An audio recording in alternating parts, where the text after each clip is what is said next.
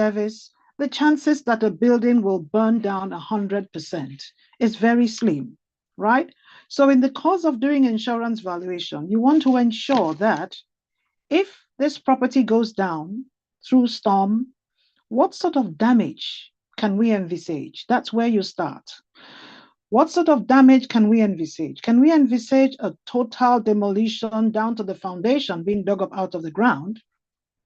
Or can we assume that if a fire is not responded to, then the chances that the roof will go and all the fittings and fixtures will go, but the solid building will stand? So what's behind the mind of a valuer who does valuation for insurance? And that's what I just want to speak about. Because sometimes there's the danger to mix up replacement costs with the absolute cost of everything, including what may not be destroyed in the event of a calamity. And then the premiums are so high that it becomes a deterrent to people who honestly want to do insurance and want to pay. So, as a valuer, what do we value? We would usually value the replacement costs, what it would cost to replace the property and the building, sorry, and the contents. We could do insurance for the building alone if it's a property you're leasing out, and we encourage the tenants to do insurance for the contents. We could package them together, in which case the valuation has both the building and content. One aspect is retrieved from the rents that are paid, and the other is paid by the investor in himself, the owner of the property. These are all options, but the probability that a fire can occur, the chances that the disaster will occur are part of the equation, and this is where the valuation comes in. This is where data comes in. This is where statistics and records come in. So to do valuation for insurance, what's the probability that there will be a fire along this road, on this street? In the last 50 years, has there been a fire? In the last 40 years, what has been the frequency? And what sort of destruction has happened over that period? So you need statistics, you need data, you need to analyze all this data together and say, well, I'm doing the replacement cost of this asset. However, giving the risk analysis or the probability that there will be a fire, probability is 1 in 10 or 1 in 100 chances that it might happen. Given that the fire will be so severe that it's going to burn down 100% of the building, the probability is probably 20%. Chances are that the fire will be seen, people will put it out. So we expect the damage to be somewhere about 20% in most cases, and occasionally it might be total destruction. All these things are tied to the type of building, the construction materials used. So there's a whole gamut of thoughts that go on in the mind of the valuer, or should go on in the mind of the valuer, when we're doing insurance valuation. Not just a replacement cost today, but the replacement cost in the future. If it is known that inflation rates are on the increase on a daily basis, and there's an annual, premium, of course, there will be a revaluation. Now, there's also, sometimes we also confuse a capital valuation from a valuation for insurance. Now, when you look at valuation, there's so many different types of valuation for those who are not valuers on the call. And the type of valuation and the purpose of that valuation determines the methodologies that we use. But valuation is logic. And this is the part where sometimes, same thing we quarrel with our colleagues in taxation, it's all about logic.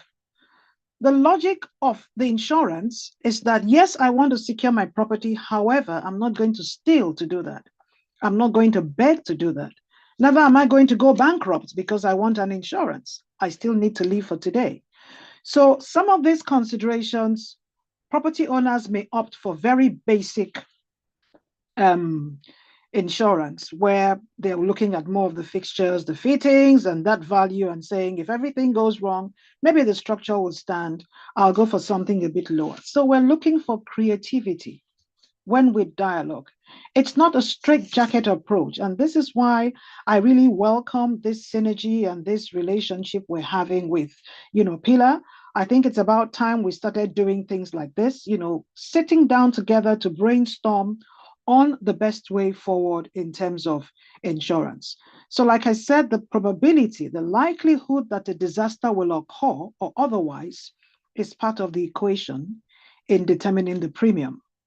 The likelihood that that disaster will be so destructive that the entire building will burn down is a combination of the design of the building, the safety and emergency features, water, what do you call it, fire alarms, and all sorts of different things that have to be in a building to reduce the likelihood of total damage, right? So these are things that we need to be very creative about. And most importantly, data. How many fires occurred along the street and how many were successfully put out by the fire agencies? Is it significant? And then if the frequency of fires are such that, the records show that there's a fire here once every 5 years or something, then you want to do a replacement cost that ensures that in the future, if there's a fire, the premium that is being paid is able to adequately secure a compensation for that. So there must be room for those negotiations. And like I said, we don't want a situation where a few people carry the burden on behalf of everybody. We want to make insurance valuation affordable, available to every homeowner. The Nigerian Institution of Estate Surveyors and Valuers were a very, very large advocacy group, particularly our women. And when we run with something, we mean it, we run with it. So we are, I believe, a very, very credible partner to have to work with the insurance group. But the terms on which we work would be such that, like I said at the beginning, everybody is protected. I'll give you a simple scenario. Some could argue, you took a loan, the value of the property you used for the loan was 200 million. And now you're valuing that for insurance and you've put the value at 100 million, right? As a valuer, so many things go into capital valuation. Two identical buildings built by the same contractors, one in Ojuelegba and the other one in Lekki. Buildings, exact same cost, but in terms of capital value, the location, the goodwill, the accessibility, so many other things might have hiked up the value of that building to 200 million. Whereas the insurance value could be 95 or 100. Because all these other considerations that have put the value on the property, like we say in our field, location is everything, accessibility is everything, right? And the neighborhood is also everything. So let's not mix them up. It's possible to have the insurance values of both properties in two different locations the same, because we're looking at replacement cost, the cost to rebuild. And if the land doesn't get burnt up or the land doesn't disappear when there's been a fire or a flood, then the chances that you can rebuild on the same location are there. So in setting the ball rolling for the discussions than the other speakers, I didn't want to say everything, but I just wanted to say, these are some thoughts. Insurance valuation is a specialist area. For those in the room who are into it, data is everything. The statistics surrounding the possibility or the potential for fire, flood hazard, theft, the decision on whether to value for contents or just the buildings only, or unforeseen emergencies, or even litigation. So all the different considerations can change the value for insurance and can change the premium. It needs to be a win-win for everyone. We need to be sure that while trying to earn fees for doing insurance valuations, we also do not put our clients in a position where the premiums are prohibitive. And the same thing with the insurance companies and our colleagues in the hall. We need to make insurance available and affordable. It's an outgoing. It's one fraction out of so many other costs associated with keeping a building up and running and securing returns on investment. So I do hope that, for the rest of the day, I've been able to set this ball rolling, and I'm looking forward to learning a lot from the other speakers myself. So thank you very much to the organizers, and I wish us all successful deliberations over the next several minutes. Thank you very much. Thank you, Professor Kakulu. Well done, ma. I need not make a recap. You have made your speech very clear to all of us. So thank you for your submission, ma. God bless you. Noble colleagues, my fellow ladies in insurance, members of the public and the press attending this program. As a reminder, the theme of the program is insurance valuation of buildings, sensitization and awareness creation. So now the next item on our agenda is we're going straight to the business of the day. As we take the first paper, which will be delivered by Estate Surveyor and Valuer, Dr. Samson Agbato, a fellow of the Nigerian Institute of Estate Surveyors and Valuers. And the topic is exploring the potential and importance of requiring valuation reports for insurance of buildings. To take his citation is Estate Surveyor and Valuer, Mina Jack. Yes, Jack, you have the floor.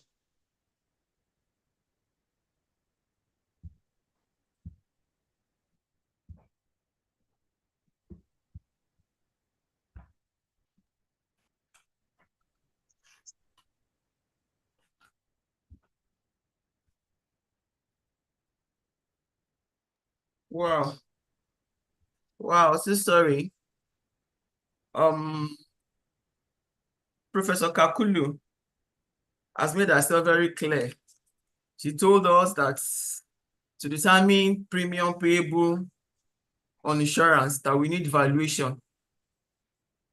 And she has explained it to us very well. And I said, I don't want to waste our time by repeating all what she has said because she explained it in clear terms to us. And the next speaker is Dr. Samson Agbato. Samson Agbato is going to take the topic exploring the potential and importance of requiring valuation reports for insurance of buildings. And to take his citation, we will be Estate Surveyor and Valuer, Mina Jack. Mina, you have the floor, please.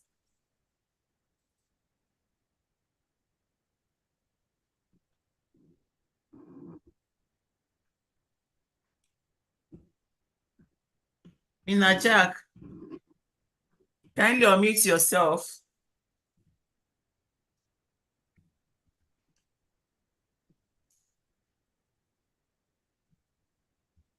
Can Dr. Gechi take it, please?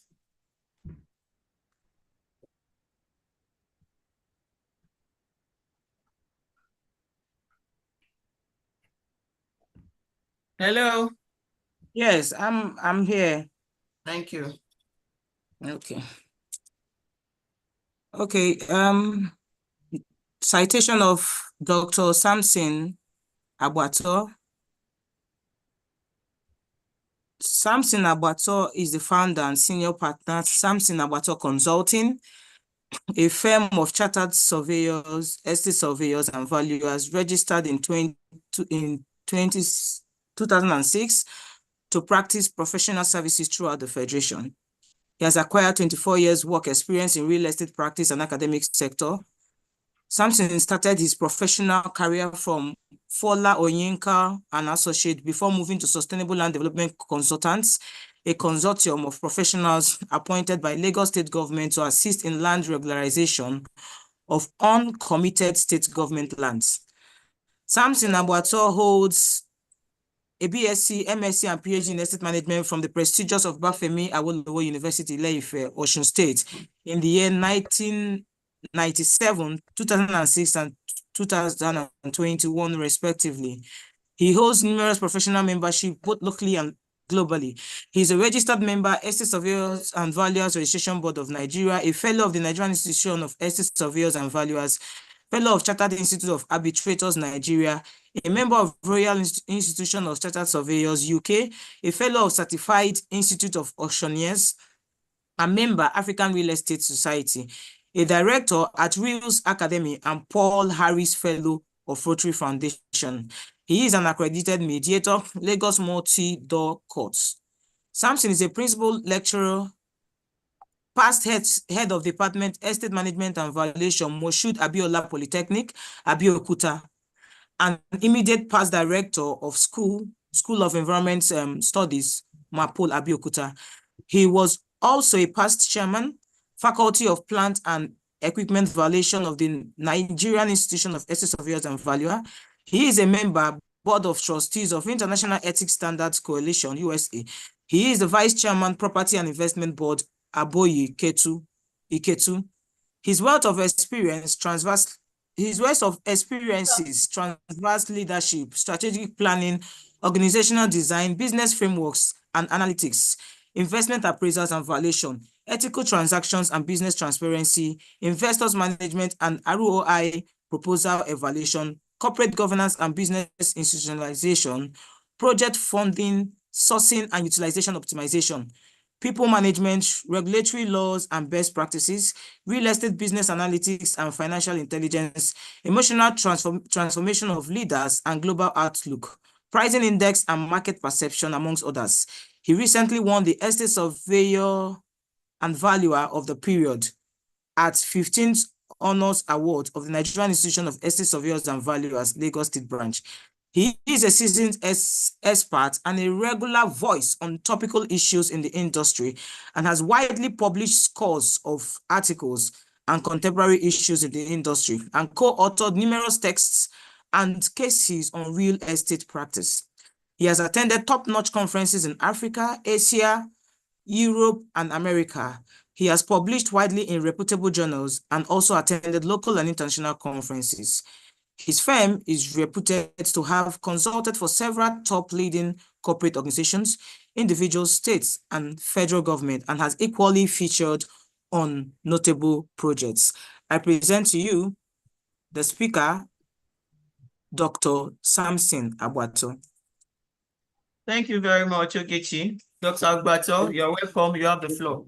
Thank you, Dr. Ogechi. Thank you, distinguished ladies and gentlemen. As rightly mentioned by Professor Kakulu, I recognize you, ma'am. I want to stand on the existing protocol. I want to stand on the existing protocol because of the time. Let me appreciate the very, very essential relationship between Pila and the Niesv Women Wing at this time. Is a very good and very positive development. I hope we are going to sustain it for the benefit of all, both the insurance industry and the real estate industry. Thank you for the honor to be part of this. I have a topic that has to do with exploring the potential and importance of recurring valuation report for insurance of buildings. I have, within the context of this, some issues that I want to discuss. The introduction of the topic. I want to look at the major causes of low insurance penetration in our country.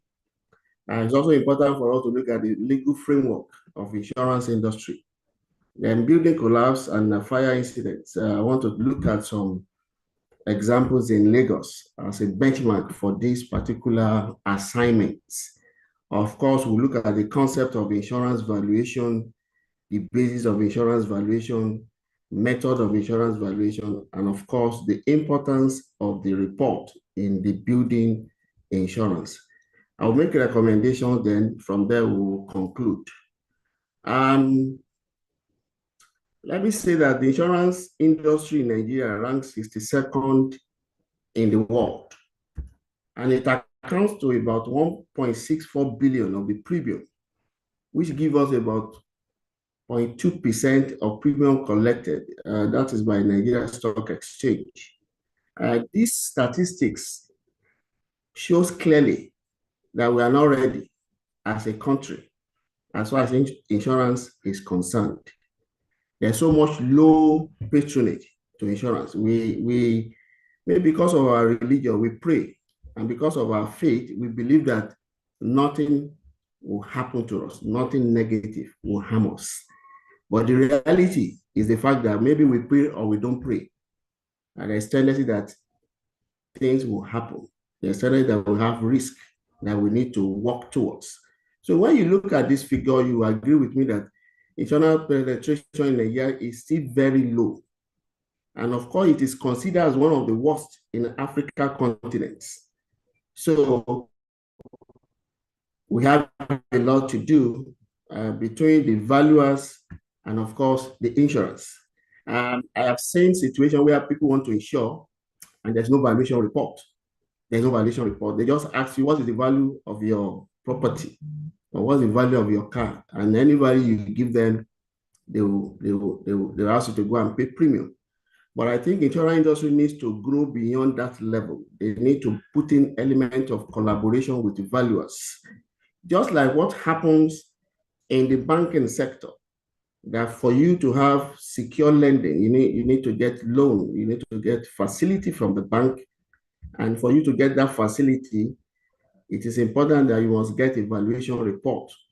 I also want to subscribe that for anybody that wants to do insurance in Nigeria, we really want to make meaning out of this business, we must seek for valuation report in order to ensure that the premium being paid will be able to cover those losses in case of eventualities. The concept of average clause in insurance industry should be mitigated against, because it's not in the interest of the person, the insured, so to speak. And based on the Augustus and Co insurance industry report, they gave us 520.1 trillion, which is about 371 billion for premium as at 2022. So I looked at that and I said, okay, can we look at Nigerian situation compared to global insurance industry? For United States of America, it's about 2 trillion. Yeah, their value, premium value is about 2 trillion naira. It's a huge market. And that's impacted, they are easily covered. They are really protected. United Kingdom is about 1.8 trillion pounds. And in Europe, it's worth about 1.66 trillion. And when you look at India, it's about 317.98 billion. But let's look at our country. It's about 1.64 billion in a country that has over 200 million people. We have so much to do. Can you please let me move on the slide so that I can rush? So in my own analysis, I say, okay, what can be the causes of insurance, the low causes of insurance penetrations? And I look at the fact that we have inadequate access to information technology. Our technology needs to be advanced in order to cater for the wide gaps in the markets. And there's weak regulatory framework. You agree with me that even though we have Insurance Act of 2003, in terms of implementation, in terms of enforcement, nothing seems to be working, nothing seems to be happening, and therefore it's impacting on the insured and of course the insurance industry in itself. We have issue with lack of skilled personnel. The personnel are not skilled enough to be able to engage with the public on the need for them to insure their assets against theft, against fires, against hazard, and of course, against what we have been experiencing recently, which is called building collapse. We have incidences of building collapse in our country. Then we have the issue of poor knowledge of insurance service, of prospective assured. Members of the public, they don't know that insurance is important. Even most of us in this house, if we ask ourselves how many of us have policy, how many of us insure our car comprehensively, a lot of us we do third parties. Even the house that we have, how many of us have insured our houses? And that's where the essence of yours needs to come and support the insurance industry, because we have a relationship with tenants. We do what we call rental, we do sales. And I want to say that for most of our documents, there's no specific clause that emphasize that a tenant must insure is content, or the landlord who should insure the brick and mortars, as it were, based on the terms of the agreement. So I think is a forum that can enable us to really come to a framework guiding that principles. Then we have the issue of low standard of living, and of course there's low public confidence. Low public confidence in the sense that when people insure their assets, they pay premium, and the unexpected happens. And you now call on the insurance industry. They begin to tell stories. Maybe you didn't do this well. They begin to refer you to some clauses that you did not read at the point of engagement. And before you know it, there's tendency that you are not covered. And so because of that, the public themselves, they are not impressed about insurance. Next slide, please. Now, looking at the legal framework and the need for insurance. A critical assessment of Insurance Act of 2003, which was reviewed in 2004, that has to do with buildings, specifically on Section 64 of the Insurance Act, which provides for insurance of building under construction, meaning that within the context of legal framework, there's no compulsion that people must insure their building. This only gives credence that when you want to build a building, you want to construct a property that's more than 2 floors, you must ensure it, that no person shall cause to be constructed any building of more than 2 floors without insuring with a registered insurer. Okay, so within the legal framework, we can see clearly that we are not encouraged legally to insure. Okay, it's only when you are doing construction or building that is more than 2 floors. And when you go to Section 64(1), it says that hello? Hello? Hello? We can hear you, doctor. Yes, we can hear you, sir. Okay, so that sections make it compulsory for all public buildings in the country to be insured. When this law came, most estate surveyors were impressed that, okay, now we have seen the light. But let me ask us, how many public buildings are insured today? Very few. So we need to ensure that the laws are enforced. The laws are enforced. And to ensure the enforcement, then people need to be part of it. Now, I want to share some of this experience with us, the issue of building collapse and fire incidents. In 2021, a 21-story building, we are all aware about it, that, that collapsed. May the soul of the people rest in peace. We were informed that that building was not insured. There was no insurance of that building.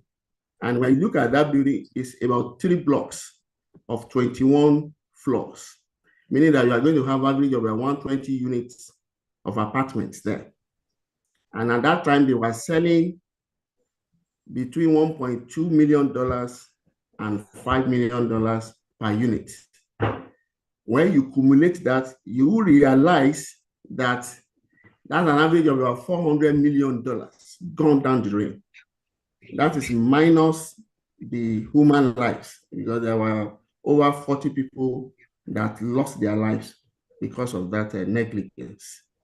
In April this year, just somewhere in Dosumu Market, about 22 buildings were gutted by fire. And we were told that trillions of goods were lost, aside from the value of the building that was destroyed. What was the cause? It was an apprentice that was trying to fill a generator with fuel without putting it off, and the thing caught fire. And before you know it, the thing escalated to the next floor, where they also have petrol, and the whole community was engulfed with fire. But there was no insurance, so it was a total loss.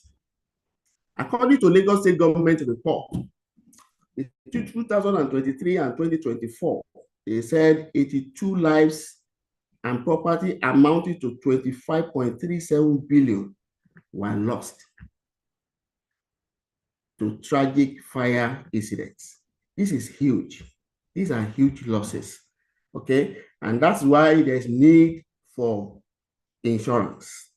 There's need for insurance in order to protect the losses, in order to mitigate against the impact of hazard that we have mentioned, okay? So let's now look at the concept of insurance valuation. Professor Kakulu has told us that there are so many purposes for which valuation can be required. And one of them is valuation. One of them is insurance, it's insurance valuation. And let me make this clear that when it comes to insurance valuation, it is important for us to realize that the land element is not considered when we are talking about insurance valuation. We're only considering the buildings on it because land is saying to be indestructible. No matter the fire, the land will still be there. So land is not considered when we are talking about insurance valuation. So insurance valuation is a detailed process of determining the value of a property or the assets for the purpose of insuring it. Okay, what's the essence of the valuation? Is to know the worth of that property against the policy. And within the context of insurance, there are two bases of it. It can either be indemnity or it can be reinstatements. And the two are not the same. So an essential component of risk management is insurance valuation. It serves as the basis for the creation of insurance policies. In order to secure sufficient insurance coverage and minimize financial losses in the case of damage or destruction, this process entails valuing a property or assets as it were. Can we move on, please? Let's move on, please. The basis of insurance valuation, as I mentioned earlier, I said we have indemnity value. And when you talk about indemnity value, it talks about equivalent monetary cost of replacing an asset, okay, with same or nearly comparable asset at the time of loss is the alternative basis or cost of indemnity. For indemnity purpose, there's nothing like a restatement in indemnity. You are not going to depreciate. You are going to depreciate to reflect the situation of that property. In indemnity, we are saying that value at its stand. You are valuing the property in its present state, looking at its characteristics of constructions, and making allowance for depreciation. So when you are valuing for indemnity, you are looking at the monetary equivalent that the insurance company is going to pay to you in order to make for the losses in case of any hazard happens. Next. Next, please. Okay, we have restatement, or we can call replacement. For restatement,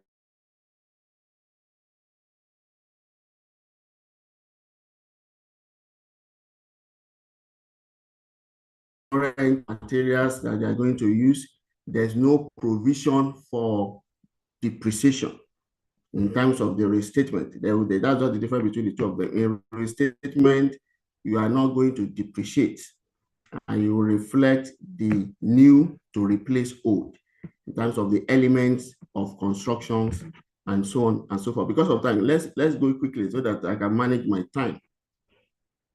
Quickly, please. Next. Then the method of valuation. Basically, the method of valuation is replacement cost. It's replacement cost, it's the cost. Okay? Looking at the current cost of building materials, the current construction cost. That is what you are supposed to depend upon in assessment of the building. Next. Then indemnity claims are based on depreciated replacement costs, as I mentioned, okay? And I also mentioned the fact that restatement claims are based on depreciated replacement costs. So the objective is to put the property owner in a condition equal but not better than the condition of a new. Can we move on, please? Let's move on, please. Lots of time. Let's move on. I don't want to waste time. Let's move on. Let's move on.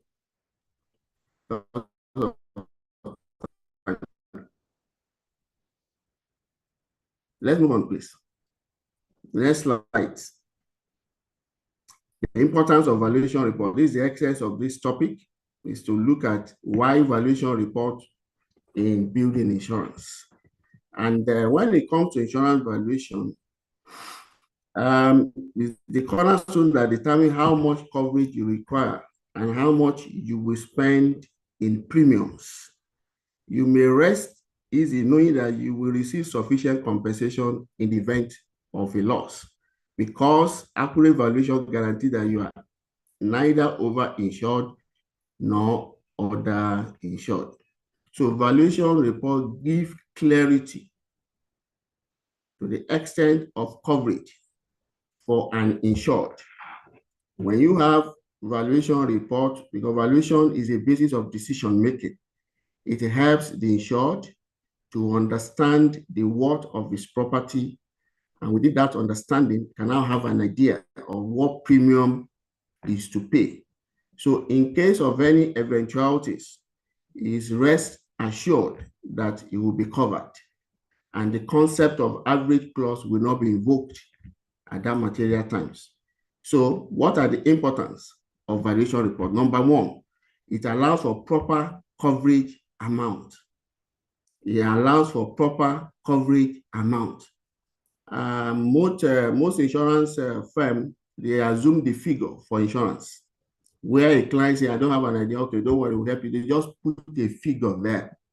But for us as a professional, I think it's high time we begin to put right valuation report in the assessment of premium for our clients. So valuation report helps the client to be sure that, okay, this is the proper figure. You are not over-insuring, and you are not under-insuring your assets.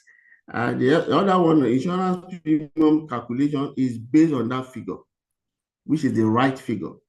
And based on the premium you are paying, it determines, okay, to what extent you'll be compensated in case of any losses in terms of compensation. Then financial planning and decision making. When you have an idea of the value of your property, it enables you to plan, okay, to know maybe, okay, I'm going into this insurance or not. You can now plan very well to know, okay, this is how much I should be paying annually based on my assets, and in case of anything, I can be able to have joy that nothing will happen because the insurance company is going to restate me to where I was before. Then there's need for compliance with the laws and regulations. Okay, one of the benefits of valuation report is to ensure that we comply with the laws and regulations, because by law, either expressly or impliedly, it is assumed that when you want to insure your property, you have an idea of the worth of that property. That's what the expectation is. So there is like, it helps in compliance with the laws and regulations. The other one there is about transparency and confidence. Valuation report ensure that the process itself is a transparent process attached to it, because the two parties involved in it, both the insured and the insurance industry, they have an idea of the value of the property, and they can always help in ensuring that the right things are done. For insurance industry, most of the time, people don't want to pay premium, because I also need to emphasize that.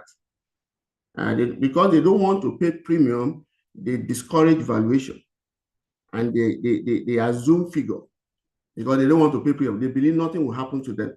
It is when things now happens that they now begin to call on the insurance industry to help them, and they might not be able to help them because they under-insure in the first instance. So valuation report bring forth element of transparency, and of course, it also guarantees confidence in the process.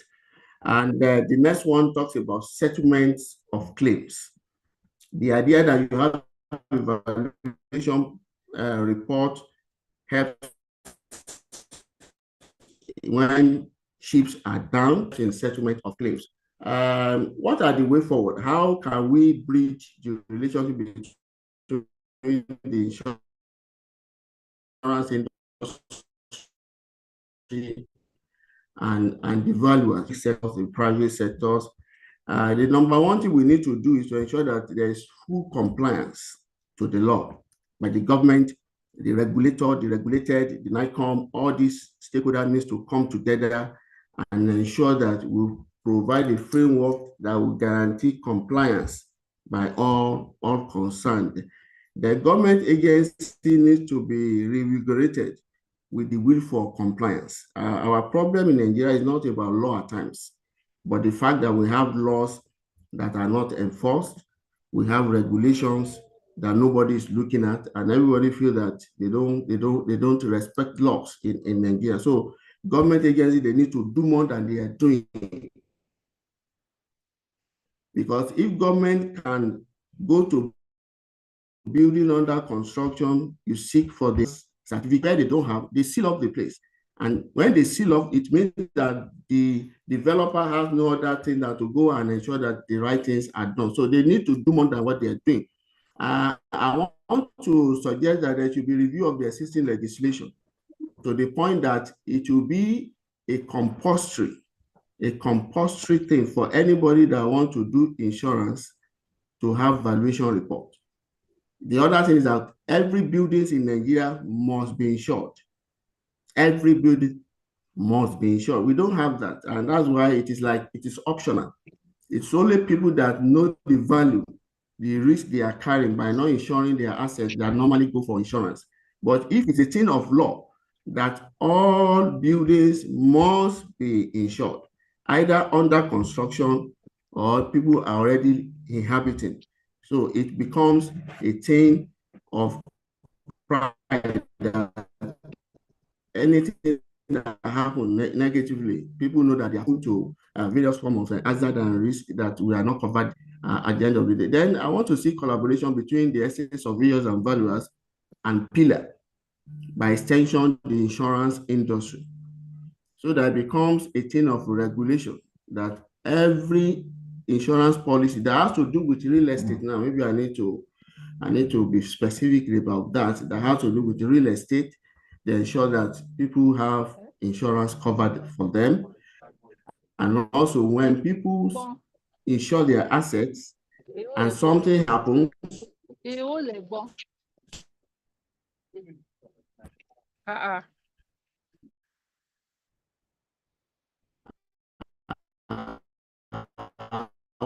want to encourage the insurance industry that those losses are covered of accountability by every citizen. The issue of risk can happen to anybody at any time. So we must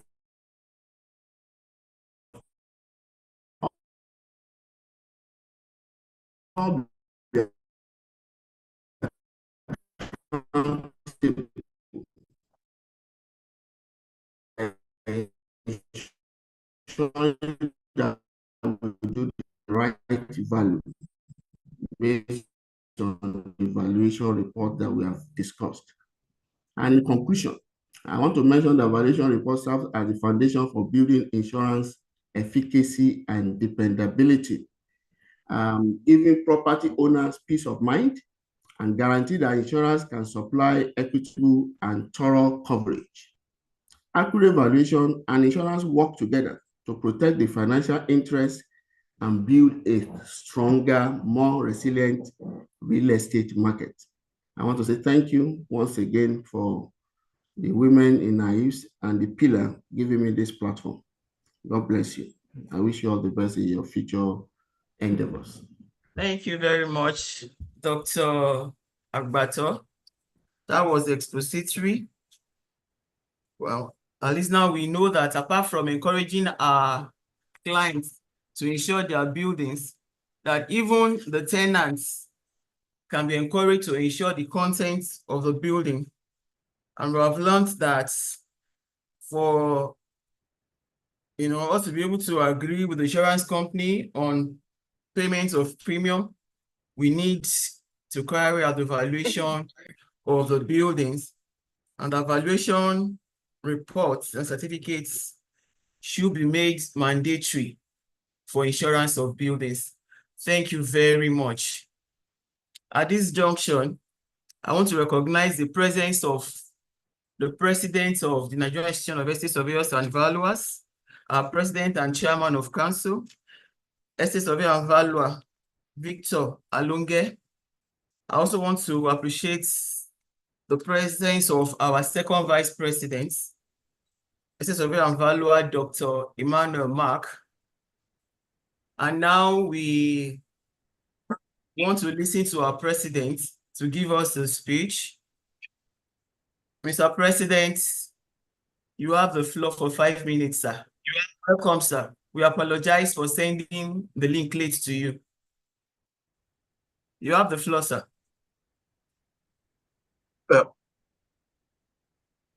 Thank you very much. The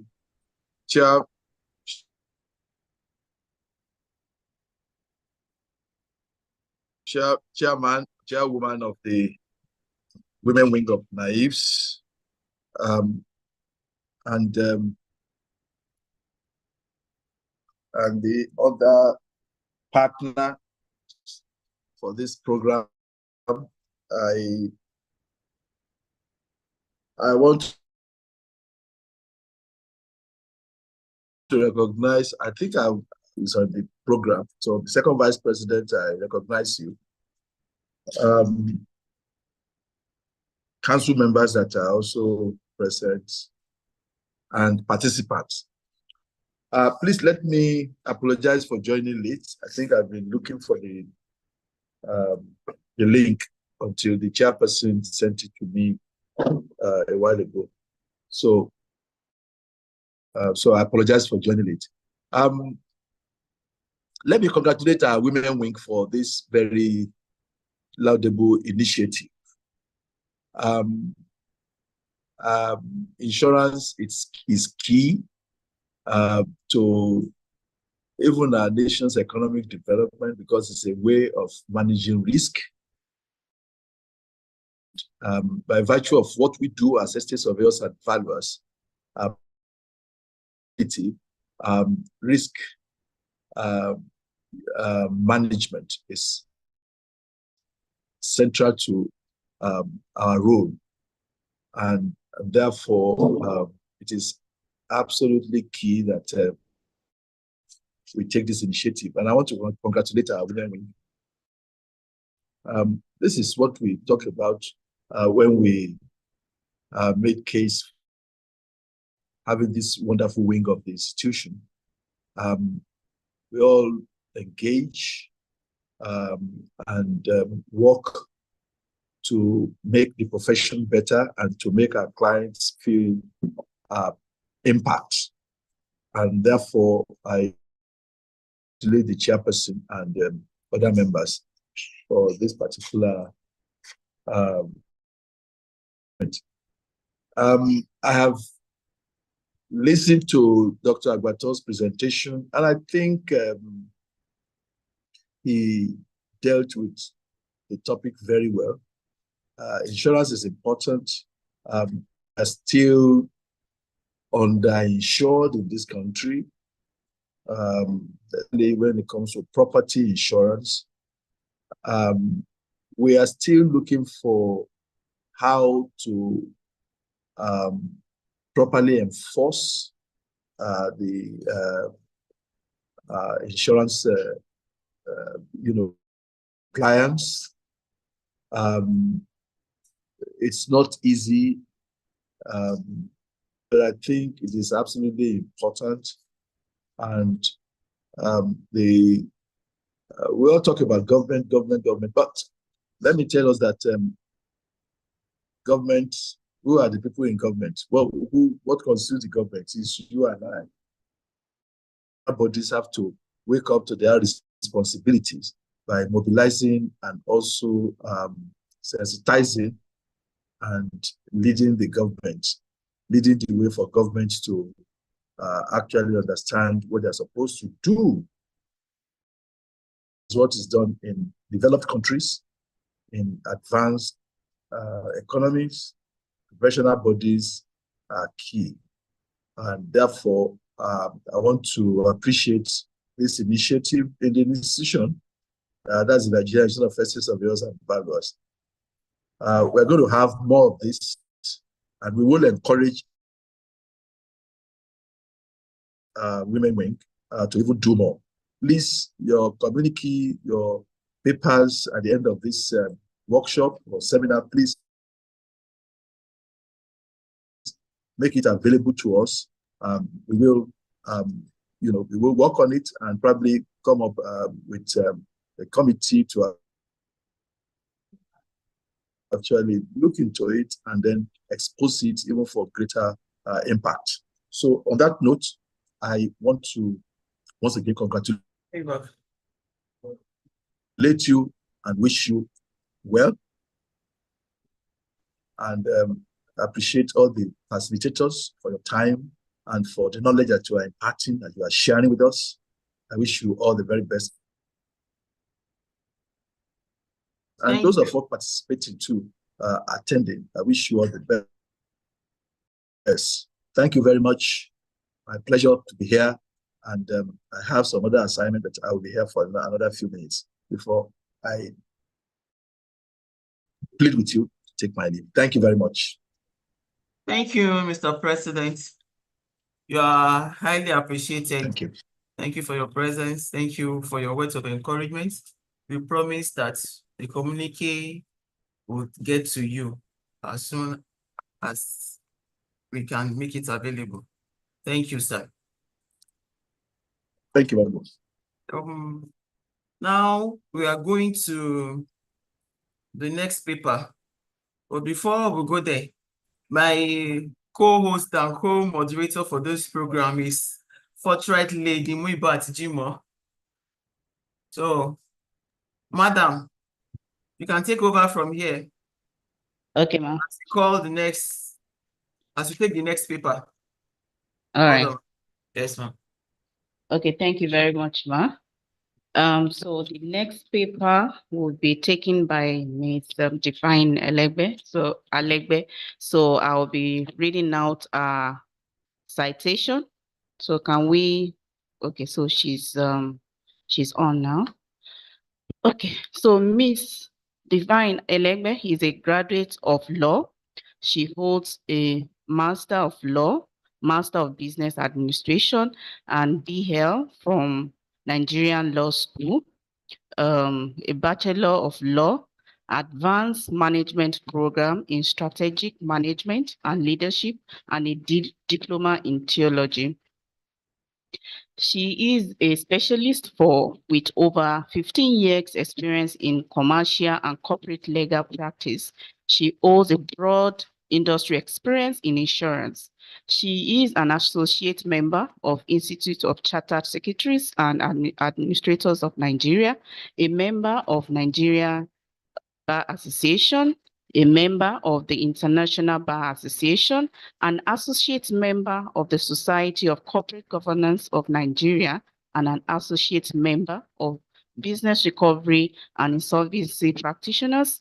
She currently serves as the chairperson of the Legal Committee Law Association in the Nigerian industry. So welcome as we have our speaker take over the presentation.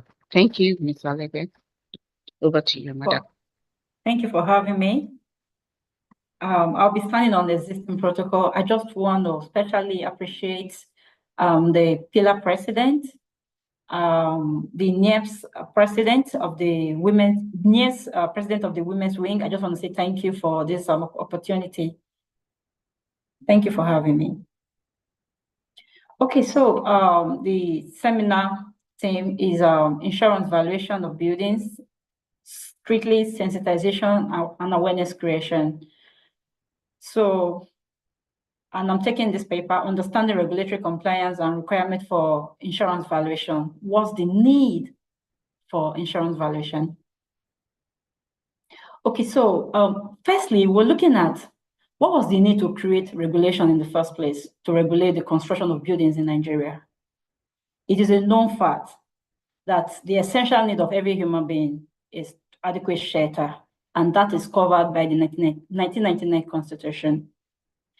Then also, we're looking at What's the history? The history behind building collapse in Nigeria is become an environmental challenge in Nigeria, and it has brought about untold hardship to the populace. And majorly, sometimes they end up not being compensated. Then we're looking at now, because the government has a responsibility to protect lives and property. And as such, the Nigerian legal regime on insurance decided to entrench such provision in the Insurance Act.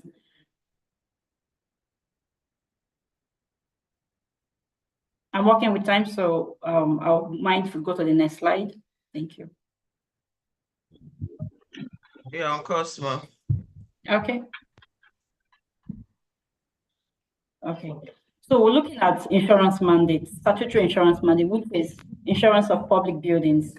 So looking at the section, the provision of the law, we're looking at the legal framework, because before something can be mandated, before you have a right to anything, it would mean that there is a law, there's a process, or there's a precedent that empowers that thing to hold. So now we're looking at strictly section 64 and section 65. In section 64, it stipulates that all builders, if you're going to have a building of more than 2 floors, it requires compulsorily an insurance. Now let's go back to section 65. It requires that every public building must be insured against what? Hazard. What are hazards? It could be building collapse, it could be fire, storms, earthquake. But let's not forget that the word public building is not necessarily government properties. No, it extends to every building that has tenements, whether it's for public purposes or for private purposes. The law stipulates that if there is a public building, it must be insured against hazards. And that's why we're looking at this regulation. So, so we're looking at section 63 of the Act also provides provisions of what these, what makes provision for what this entails, such that the legal liabilities of the owner of an occupier, it means that if you're an owner of a building, you need to take an insurance for it. Because I think that there is need for the public to be aware, to be enlightened. I think the major reason why a lot of things are happening and the developer or the companies or people go scot-free, there are no compensation, is because there's low public enlightenment. I'll quickly go to necessity of insurance valuation. Why then is it necessary? Because we're looking at the compliance, the need for that to happen. So we're looking at if there is no insurance, okay, for you to first of all determine that you need an insurance valuation, you need to first of all understand that the law requires that you take up an insurance. And in that process, you will need to determine the right amount of coverage, such that you take into account the types of property, the location, or the unique features. Like Professor Kapulu had said, that it doesn't matter whether it's in the high brows or in the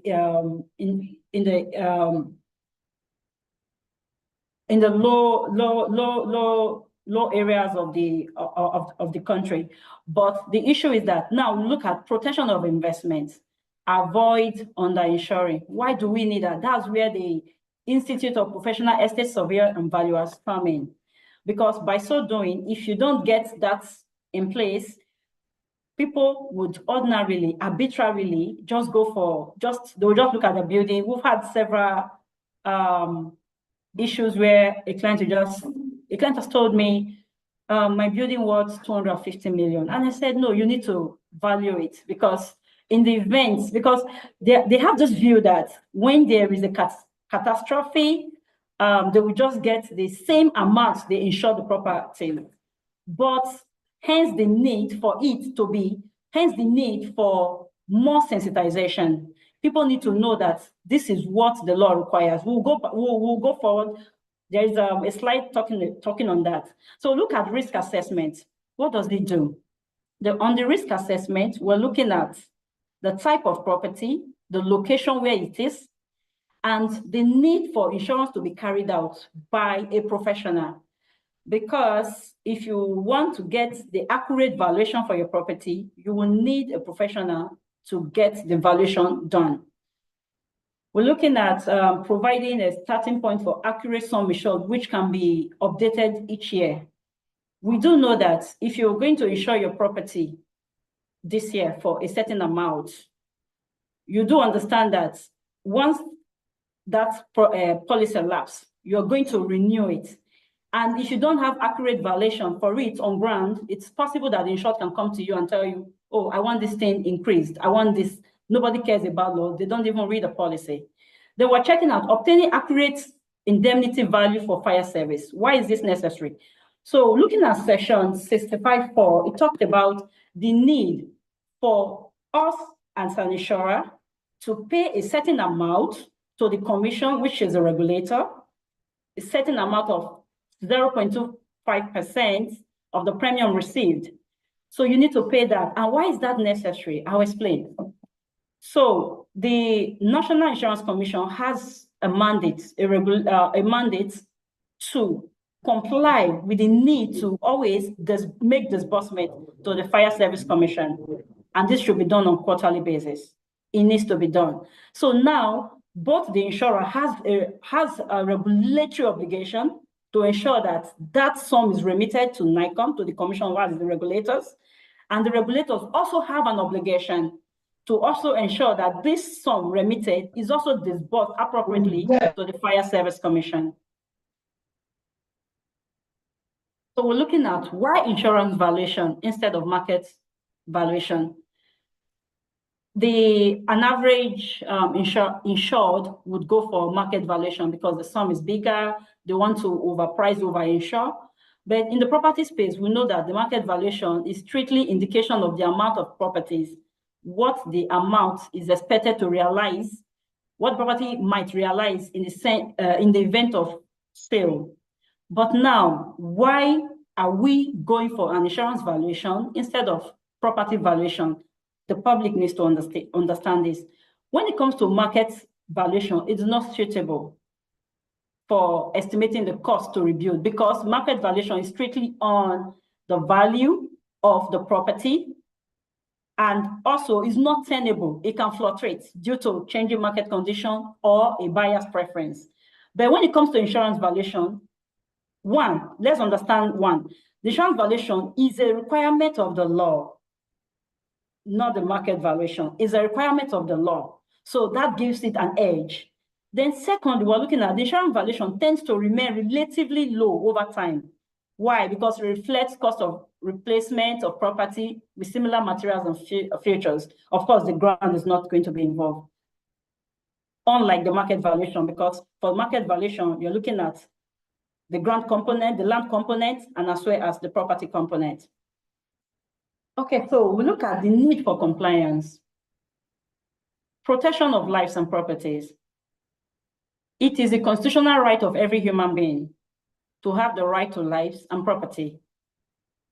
That's straight up. We're looking at protection of investment.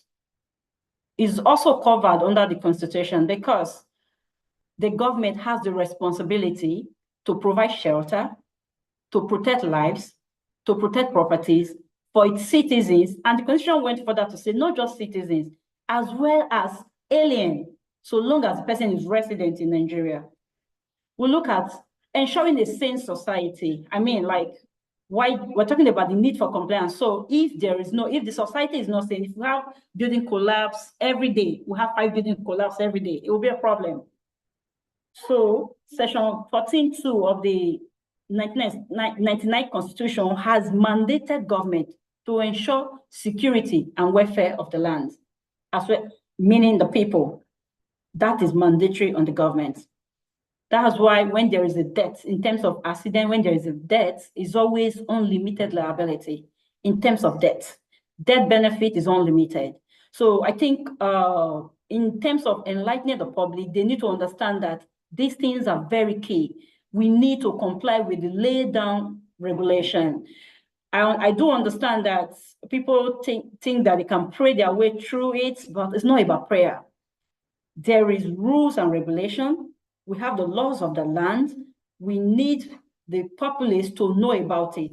But another issue is how often is stakeholders engagement, how is stakeholders engagement being effective? Are they really engaging the public? What are we doing? What is the regulation doing? What is Niesv doing? What are other agencies of government doing? And what is the court doing? Because the court will not act until matters are brought before it. So we look at violation of Insurance Act, saying if you don't comply with the laid down regulation, you are already in the soil, meaning you have violated the Insurance Act. There's a regulation for that. Gone are those days when you say, oh, I don't know, I didn't know this thing was in the ad. I didn't know it was a law. It's out there in the public. Hence the need for more sensitization. Compensation of victims of building collapse. Like I had said, in terms of deaths, is unlimited. You can never, there's nothing you're going to do about it. All you have to do, except you're going to discuss with the family. So you see, you not complying has actually brought more liabilities on you. Now we look at complacency of developers and contractors. For contractors, I think most of the challenge is they fail to, or they're slow to comply. They feel like, okay, once I get this contract, I just get a performance bond to ensure that I'm going to do the contract, but refusing to take contractor all risk or construction all risk. You need this because it covers liability for a third party. It covers liability for even your workers. Okay, so I'm looking at external factors affecting compliance. Why is compliance not being effective? Why is it not effective in Nigeria? We look at lack of stakeholders engagement by the regulatory body. NICOM has been mandated with this provision. The provision, they own the provision. That means that they need to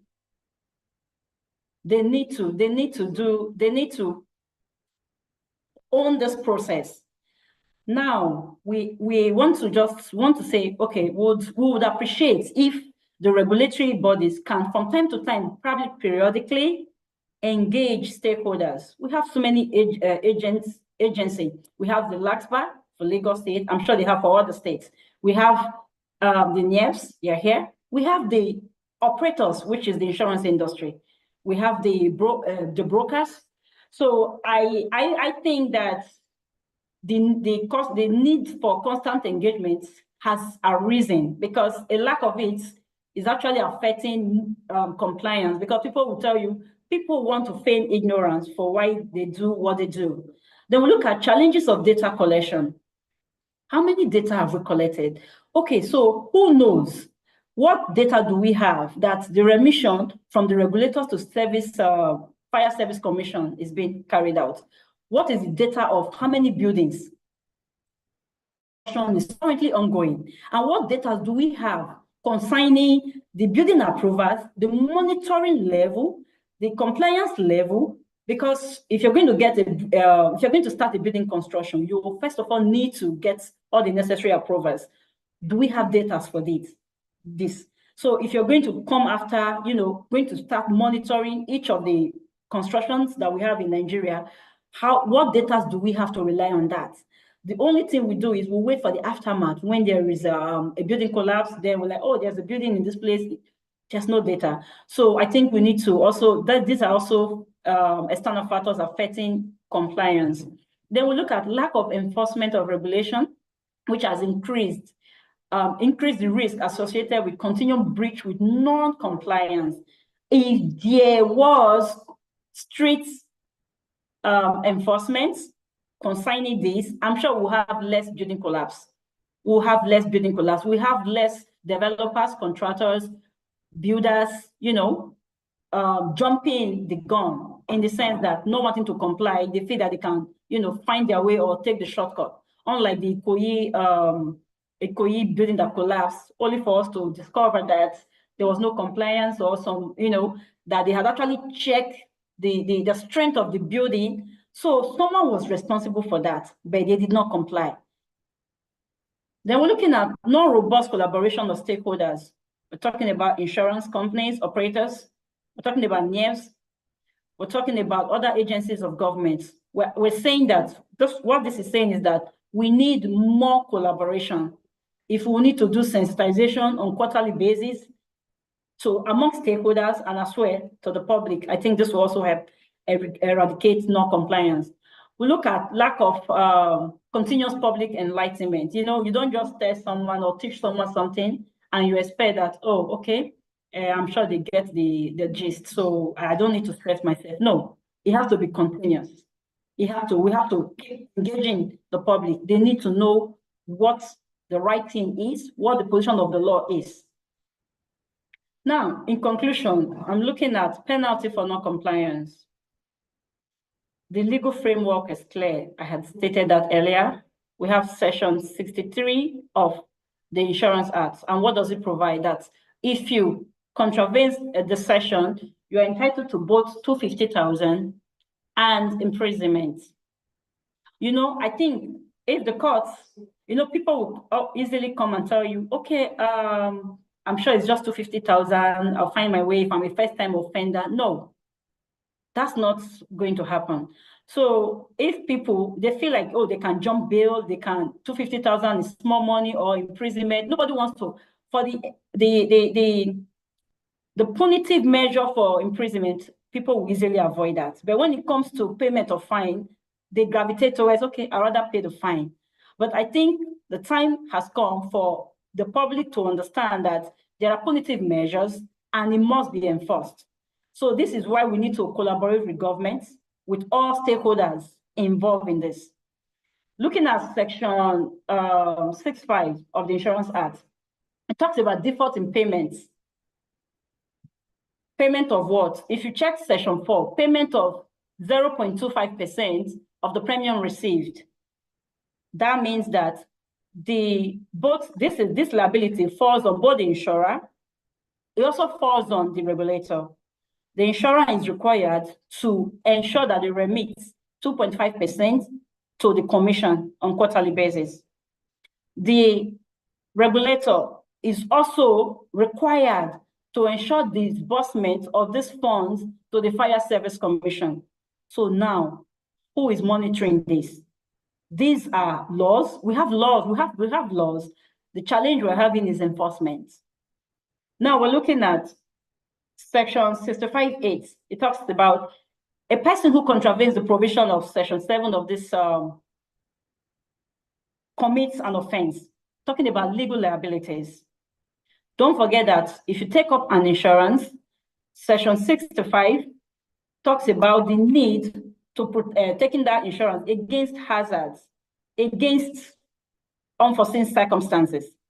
Why section 64 refers to the fact that you need to take this insurance against liabilities of the builder towards the public. It could be a third party, it could be even the tenants, it could be the occupant or occupier of the building. Then we have the 99 Constitution. It's actually not in the slide. So this 99 Constitution is very clear on the fact that everybody has a right to life. So if you're going to take up a construction or you're doing the building and you have not taken an insurance, you are in breach of the 1999 Constitution. With this, okay, I just want to say thank you for having me. Thank you.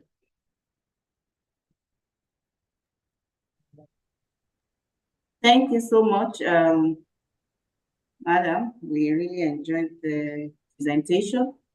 Thank you so much.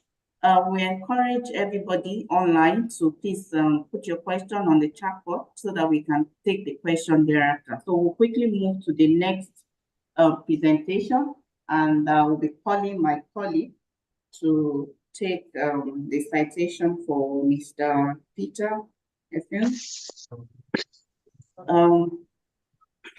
Lady Victoria Eze, are you online? Yes, please, Ma. Okay, all right, over to you, ma'am. All right, thank you. Thank you, Lady Pro from Niesv. Thank you, my president. Thank you, the IPP. Thank you, all that have spoken or protocol duly observed. Peter Ofyong, our own Peter, is a seasoned strategist, risk manager, and insurance professional, business and financial analyst with extensive experience in financial and operational risk management. He's an insurance broker, he's an insurance underwriter, and claims management. He's a consulting and business development person spanning almost over 2 decades. Peter has a considerable direct experience with clients in the banking, telecoms, oil and gas, public sector, and as well as conglomerates. He's a multiple award winner and currently heads the financial and professional services of arm of Skib Insurance and Co. Nigeria Limited. Peter Ofyong is a fellow of the Chartered Institute of Nigeria.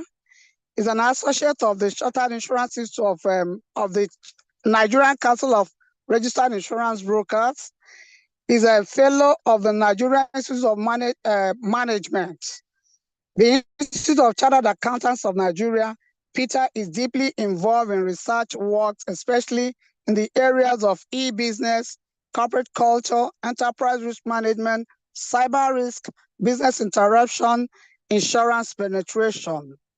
Before joining Skib Nigeria and Company Limited, representative of Aon in Nigeria, Peter worked briefly with First Bank of Nigeria PLC and Consolidated Brewers PLC, now Nigerian Brewers PLC. Peter is currently the chairman of CIIN's Office Representative Committee and member of the CIIN Governing Council. He's happily married with children. Thank you. Dear Peter, we welcome you to give credence to the talks that have been going on here in collaboration with Niesv. Thank you. Peter, you're welcome. Thank you so much. Thank you, Ma. I appreciate this opportunity. Also want to thank the organizers for inviting me. I know you could easily have asked any of the forthright ladies to have this conversation, but you decided to call upon a man to do so in the spirit of collaboration. So thank you so much. I think for today, I would be gender neutral. Again, if you could just please move to the next slide. I know that in the course of this conversation, both Professor Kakulu, Dr. Agbato, and Barrister Alegbe have laid the framework and sort of made my job very easy because you've essentially discussed my paper. So I would just probably add to areas where I felt it is important to mention. Just before I go into the conversation proper, I know there was a comment by Mr. Henry, and some of my colleagues responded. I would want to say thank you, Henry, for the feedback you gave regarding our industry.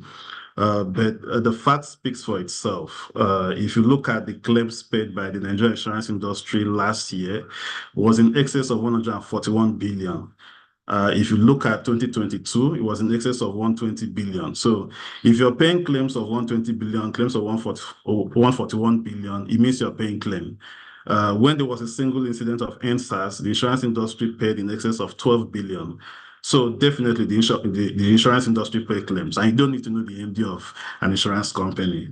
But one thing I might say is maybe next time pass through an insurance broker and your job will be made a lot easier. Please, let's move to the next slide. So essentially just speaking to this because in my subtopic, I've been asked to discuss about the role that insurance brokers and listed valuers can play, especially regarding the insurance of public buildings, composite insurance of public buildings. And just to mention what the role of a broker is, usually as an insurance broker, you sit in between the clients and the insurance institutions. And one of the things that the broker does is help uncover blind spot of a risk. So with a good understanding of the client's business. We did a deep dive into the risk areas and help identify those risks and then find solutions around how those risks could be mitigated. Then again, because we are also insurance professionals, so we have extensive relationship with the insurers. We are also able to assess that market, assess the right capacity, the right products for the clients. In the same way, being able to get cost-effective solutions for the clients. When it comes to dedicated services, and this is where the discussion that we have today comes in, part of the things that the broker does is to be able to advise the client on a couple of things, including the adequacy of their sums insured. Part of that process includes then advising clients to get in touch with valuers like you to ensure that whatever values they present for the purpose of insurance is adequate and they will not be punished at the time of claim. And I think that Dr. Agbatu talked extensively about underinsurance, about average, which is why I said my job here has essentially been done. Also in terms of claim support, when a client has a claim, of course, the broker is also there to guide and navigate through that process. Next slide just essentially speaks about the broker being a reliable advisor. And in the Nigerian market today, there are over 460 insurance brokers. There are over 15,000 insurance agents. And we all work together with clients to ensure that you have the best of value. If you could move to the next slide. And Barrister Alege talked a lot about this, and I think Dr. Agbatu also in his conversation talked about this. And I think I just want to draw certain points here. Section 65 of the Insurance Act speaks about the insurance of public buildings. If you look at Section 1 of that act, it says that certain hazards should be insured. So like building collapse, we'll be talking a lot about building collapse, like fire, like earthquake, like storm and flood. Section 2 goes on to define what a public building is. But Section 3 is really where the meat is, because Section 3 then says that the insurance referred to in Section 1 shall be in respect of legal liabilities. So legal liabilities of the owner or the occupier of the business, right, that could result in damage to property, in debt and all of that. So essentially, and I think this point must be very well noted, the insurance that has been made compulsory in Section 65 is the liability resulting from the use of the building. It's not necessarily the insurance of the building as a property. So that distinction has to be made very clearly. There's the building, which is a property. So the building could be valued at, say, 1 billion. So you need to insure that building for 1 billion against property damage.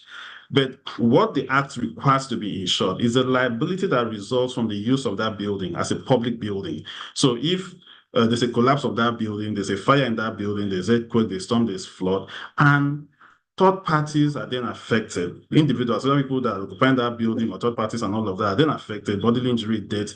That is what the law requires to be insured, and which is why it is called occupier's liability, right? And it's not just called property insurance.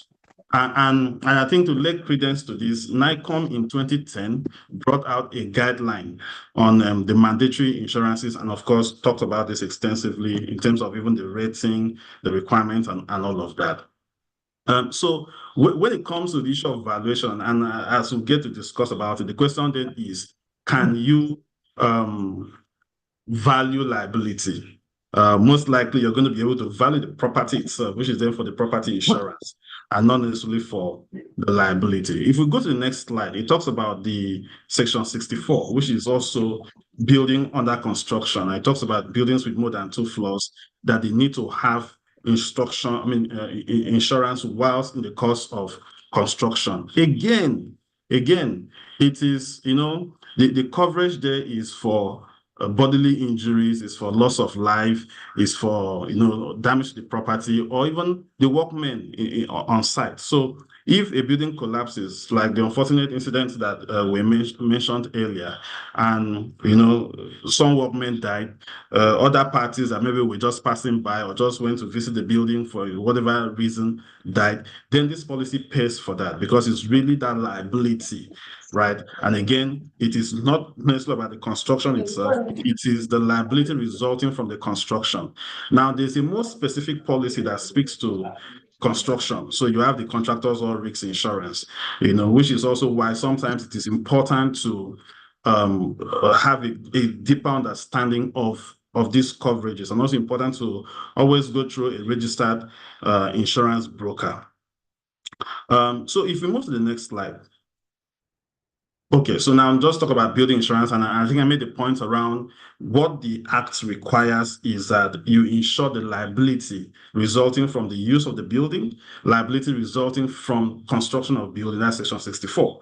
But if we then talk about the building itself as a property, so whether you want to do like fire and special perils insurance or do property insurance, or that's property damage, or you do contractors or risks. Now, this is where violation is then required, because in this instance, you're insuring this building for its full value, right? So if the building should be damaged by whatever reason, fire, flood, whatever it is and all that, it is that value of the property that is at stake. And I think oftentimes that when we talk about valuation, we are looking at valuation from the point of view of the building itself and not necessarily the liability like I mentioned earlier. So again, if you move to the next slide, and I think that Professor Kakulu and Dr. Ogbatu spoke extensively about this, and this is your field. So I defer completely to what you've said.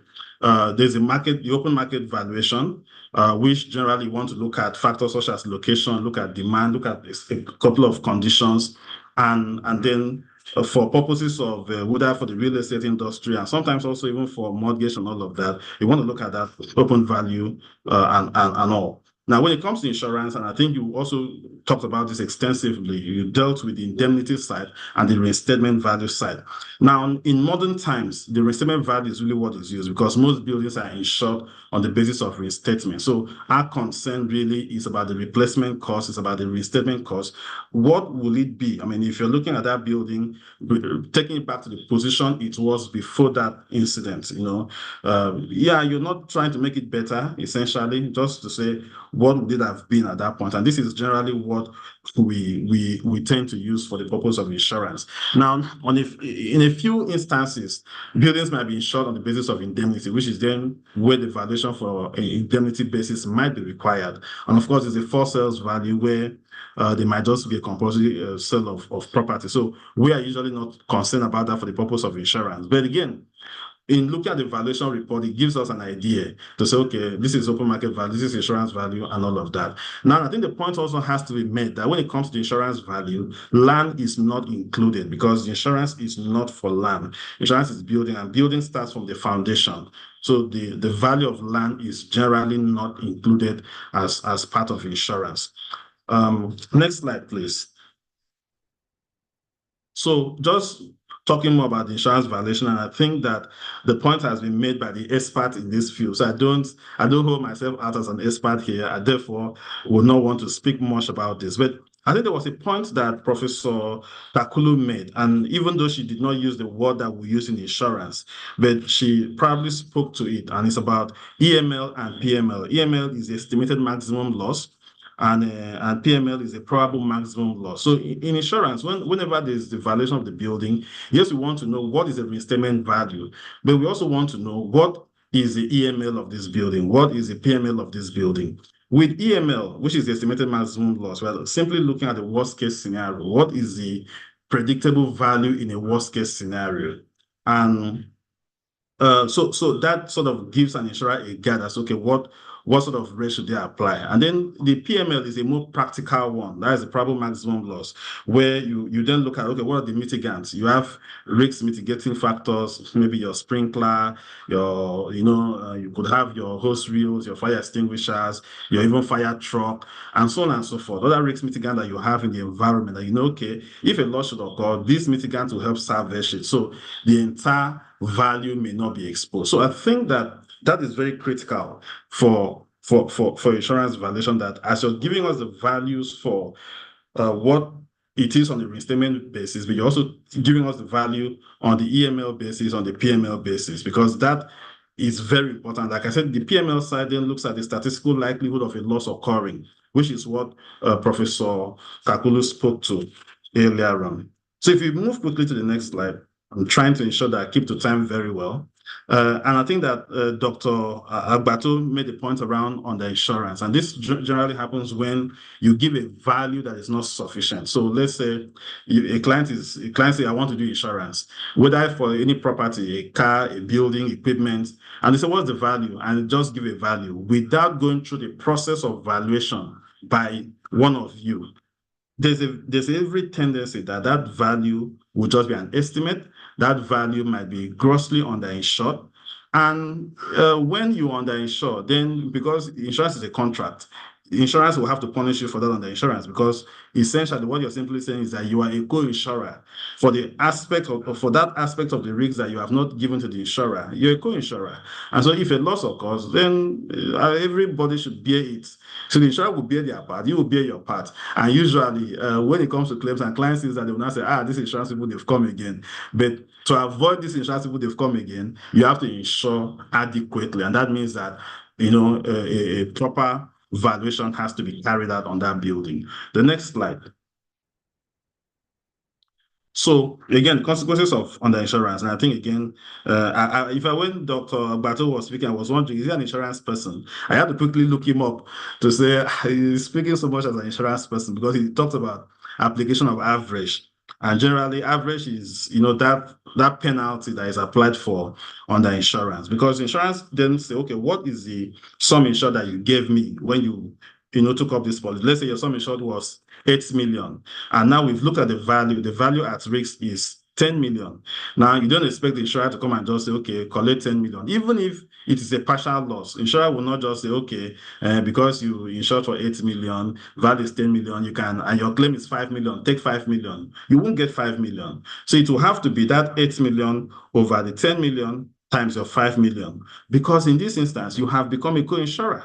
So you must bear that. And usually that then means that the clients cannot have a full indemnity because of this application of average. And the best way to deal with this is to ensure that you insure adequately. So if we move to the next slide, which essentially is my last slide, is then how do we work together? Because the broker is the point person, so is the first point of contact for a client. The clients usually will have conversations with the broker, trust their broker, trust the judgment of their brokers and all of that. So it means that if a broker makes a recommendation, and I think I know that on a number of occasions I've also had to make recommendations of valuers that will then go in and do valuation for some of our clients. So it means that there's a clear area where we can work together as an from an industry perspective to ensure that we get these things done. Because even when the insurer says, oh, one of my underwriting requirements is that you must bring a valuation report.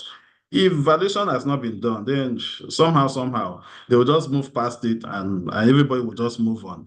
But if it's such that easily this can be done at a reasonable cost, I know you have your scale of fees, but then I also know that at a certain level of values, it becomes negotiable. So if those things are done in such a way that easily it can be afforded, then it would help. So there are so many areas that we can work together, right? So the pre-loss valuation of buildings and properties is there. I think that one is very popular. So yes, before you insure, what is the value of this building? What is the value of this property, of this machine, of this vehicle, and all of that. Also, when a loss has occurred, the insurer wants to check that value at risk. So the insurer would be interested in saying, what is the value of this building? Oftentimes, you would be in a better position to be able to advise what the value of that property should be when a loss has occurred.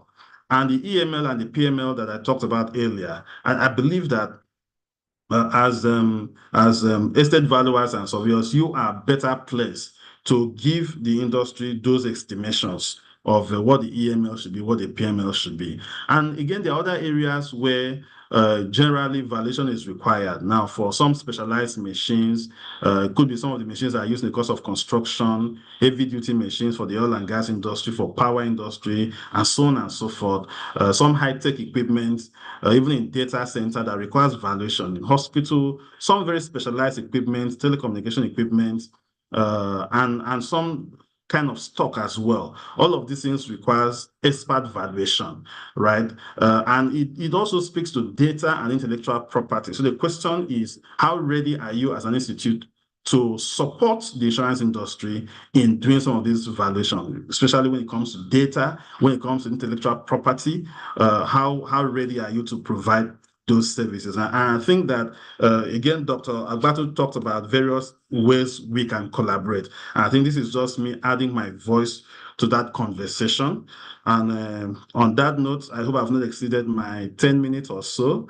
I want to thank you for giving me this opportunity, and I look forward to the Q&A session. Thank you. All right, thank you so much, sir. We really appreciate your time and we actually enjoy the presentation. Okay, so we'll be moving to question and answer session, and I've browsed through the chat room. I'm saying thank you also for answering the question on the claims payment within the insurance industry perfectly well. So I think it's a lot of misrepresentation within the country, and that people are not actually aware that insurance works. And as a practitioner, this is one of the events that we need to continue to have so that we can, spread the information that insurance actually works and insurance pay claims. So I have three major questions here. I think I'll direct one to Dr. Agbato, while the other two will go to Mr. Peter. And in the course of the Q&A, if there are other questions, we are also going to take those questions. Okay, so I have one here from Mr. Savio Emmanuel Mark. Great question, great paper by Dr. Agbato. While land is generally not insurable, there are specific situations where it may be, sorry, that's for insurance fees. Oh, okay, sorry, let me go ahead. Mr. Agbato, I don't know if you're online, so I'm just going to read the questions again. While land is generally not insurable, there are specific situations where it may be affected. In fact, there are many situations. My question is, are there any specialized insurance policies that can, help mitigate those risks that will affect land? Over to you, sir. Okay, thank you very much. It shouldn't be that's a good question. Hello, can I have the audience, please? There are situations that land may be affected, but for that to happen, the impact of the destruction might be the one that might have impacted on the ground that would have caused contamination. Hardly will land be affected under any building collapse or so on and so forth. But where that happens, for now, I must say I'm not a specialist in insurance valuation, because Mr. Peter thought maybe I'm not an insurance person. It's just the little that we learned in school, and we see in the practice that we're able to make use of. So I appreciate that comment. But sincerely speaking, I don't have that expertise, and I must be truthful to say that. But it's in a rare occurrence that you have land be impacted because of hazards.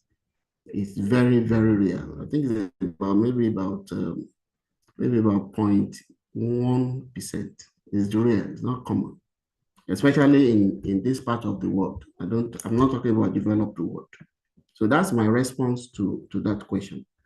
Thank you. Thank you. Thank you so much, sir. So we'll move back to Mr. Peter, and he can also assist to speak to that question. But I have two other questions for you here. One from Uche. The Insurance Act requires building under construction to be insured. My question is, what should be the subject of valuation? Should it be on the extent of construction or on the estimated cost of construction of the building? That's one. Then the second question is, do Nigeria insurance company give no claim bonus to property owners or occupiers who have a long-running insurance policies for their properties? This may assist in ramping up interest and compliance for property insurance. Over to you, Mr. Peter. Yeah, thank you, Muibat. To the first question, which Dr. Agbatu spoke about, essentially, insurance is not concerned about the land, and it's for the very reason that you mentioned, because,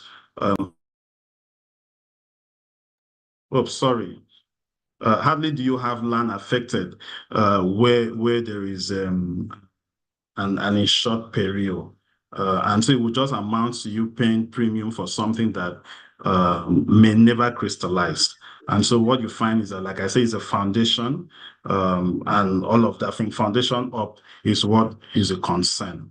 Now, when it comes to the subject of valuation for buildings under construction, and I said earlier that there are two things we must always remember. If you are looking at it strictly from the point of Section 64 of the Insurance Act, it is a liability.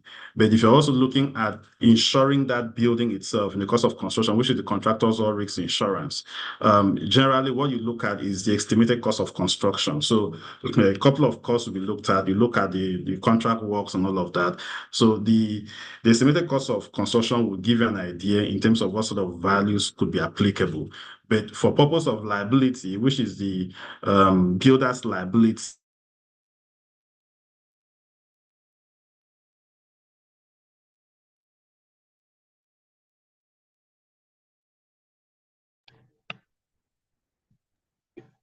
Hello? Network. Hello. We are here. We are Probably here it's with you. network. Okay, so we just, okay, it's back on. Sorry. I think it was maybe a network issue. So the last question was about claims bonus or no claims bonus. So generally what you find is that in the rating guide that has been given by PRAN and NIA, that is the Professional Reinsurance Association of Nigeria, Nigerian Insurance Association, there is something there that speaks to claims discounts. So if you have a certain threshold of claims, there is a certain level of discount that you can have. So if you fall within that threshold, then you can enjoy those discounts. It may not come like a bonus that is paid back to you, but it comes as a discount which you could enjoy when your policy is being rated. So to that extent, that does exist. Thank you so much. We have another question here for you. What role does the government play to ensure that insurance companies keep to the insurance policy agreement at the event of loss by those that took insurance policy?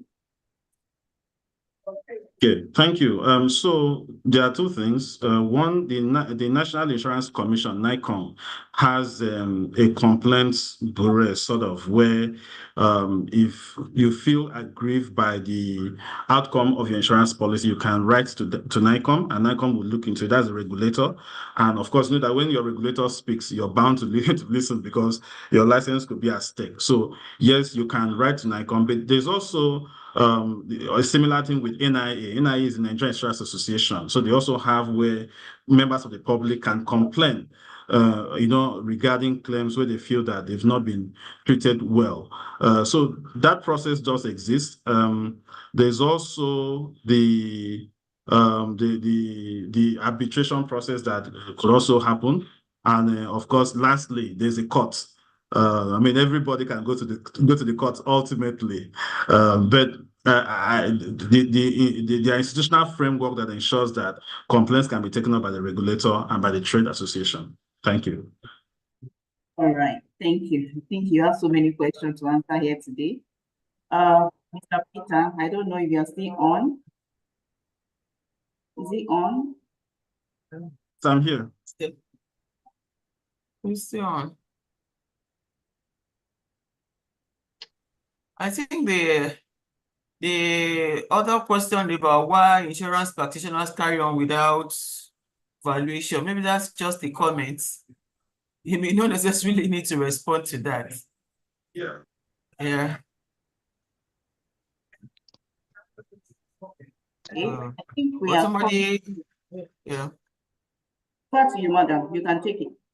Go ahead. Thank you very, very much, Mr. Peter. And so a special thanks to all our speakers today. It has been really expository. And as a take home today, there is something that we all agreed on, all our speakers agree on. And that is the fact that for us to determine premium payable when we want to carry out insurance, we have all agreed that valuation is of utmost importance. We have agreed. Everybody that has spoken, from Professor Kakulu, Dr. Agbato, Madam Divine, and Peter Ophel, everybody, address the fact that we need valuation to agree on to determine the premium payable when carrying out insurance of buildings.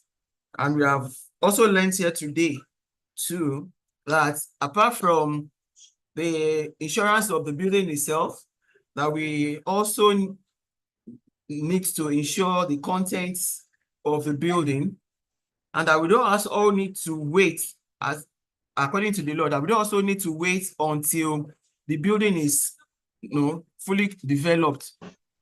We can insure the building that is under construction.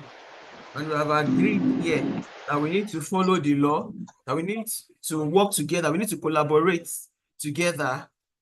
The Pila, CIIN, NIA, and Niesv, to ensure that the insurance law is enforced. That we also need more sensitization. We need to engage constantly, always having robust collaboration. And also, we also need to share our data. We need to gather data. We need to share it.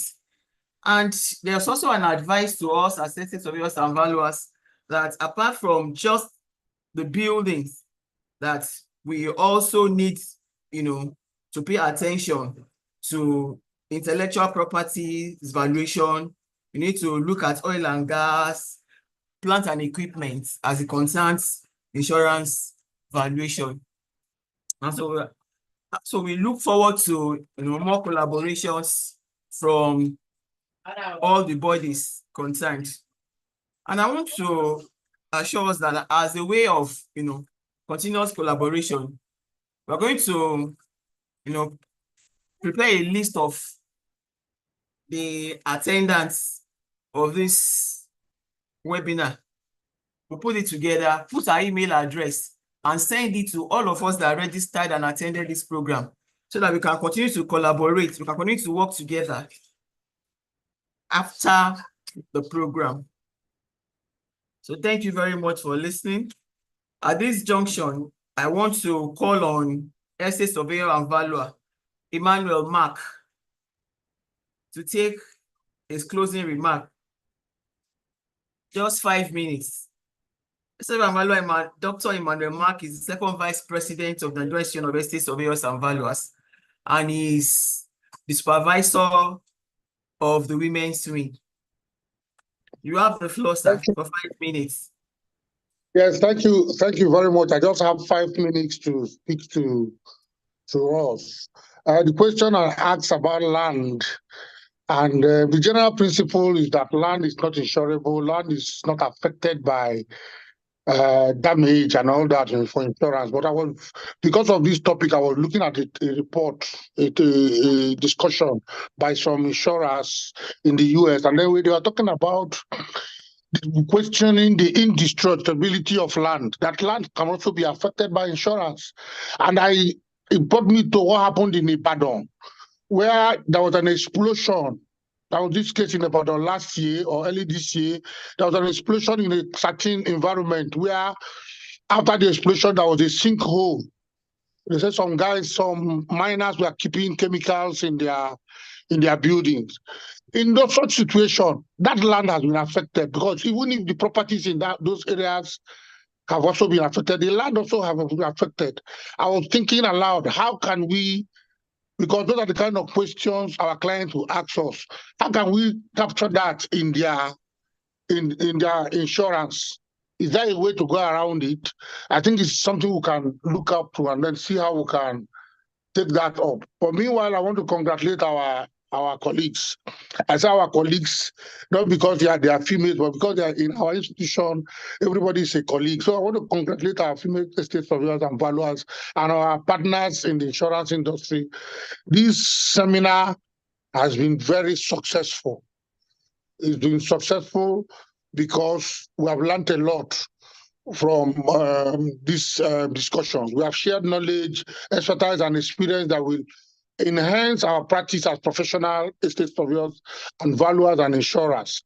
We have some takeaways that I think we must, as professionals, we must take away from this discussion and lessons today, and how we can apply those takeaways in our own work as estate surveyors and valuers. I believe that going forward, our colleagues will be having this kind of meetings from time to time so that we can take topics that will really shake us up and then help us solve the problems that will come with practice.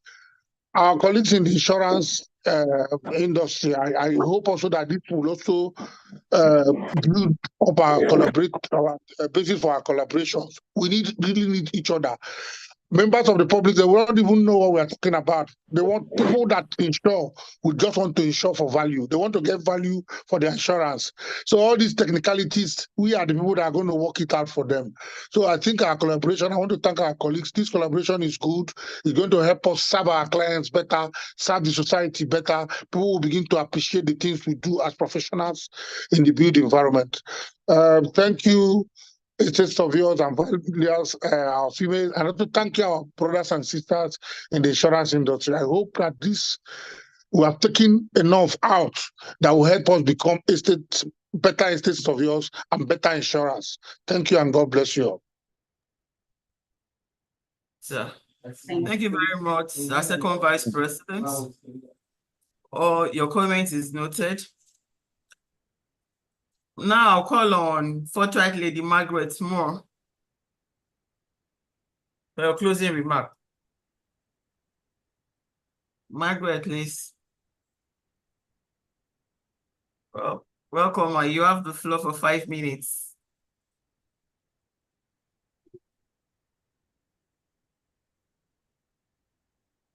You need to unmute yourself, ma. Thank you. Okay, sorry. Yeah. So I beg to stand on already established protocols. My name is Margaret Moore. I'm the immediate past president of Pila, Professional Insurance Ladies Association. It is indeed heartwarming to know that an idea which led to a discussion with the immediate past president of Nigerian Institute of Estate Surveyors and Valuers, ESV Jombul Amayubo, during the last National Insurance Conference 2023 in Abuja, which had the theme Redefining Safety, Insurance Solutions for Public Buildings and Building Under Construction by the National Insurance Commission, has metamorphosed into this unique collaborative webinar and many more to come. I want to thank in a very special way the immediate past chairperson of NIESV Women Wing in the person of ESV Mrs. Ndali Oranye, who believed in the initiative and got her members involved by setting up a WhatsApp platform for Pila and NIESV committee members to plan out this webinar. Our speakers have done justice to the topic of the webinar: insurance valuation of buildings, sensitization and awareness creation. The importance of collaborative efforts cannot be overemphasized. It is a win-win situation for both industry, both the insurance industry and the estate surveyors industry. Of the 7 compulsory insurance, we are talking about just 2 here.